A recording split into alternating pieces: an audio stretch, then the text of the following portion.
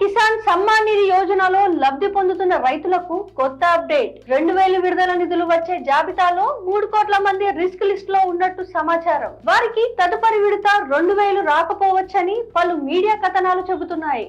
మరి అందుకు కారణాలేమిటి, ఏం చెయ్యాలి అనేది ఇప్పుడు మనం తెలుసుకుందాం. దేశంలోని రైతులకు పంట పెట్టుబడి సాయం అందించేందుకు కేంద్ర ప్రభుత్వం ప్రతిష్టాత్మకంగా పీఎం కిసాన్ సమ్మాన్ నిధి యోజన పథకాన్ని తీసుకువచ్చింది. ఈ స్కీమ్ ద్వారా రైతులకు ప్రతి సంవత్సరం 6000 అందిస్తోంది.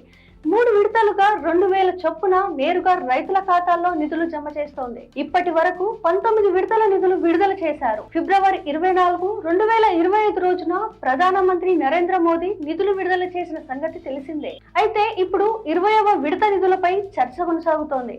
ఈ ఏడాది జూన్ నెలలో 20వ విడత నిధులు వచ్చే అవకాశం ఉంది. అయితే ఈసారి సుమారు 3 కోట్ల మంది రైతుల ఖాతాల్లో డబ్బులు జమ కాకపోవచ్చని సమాచారం.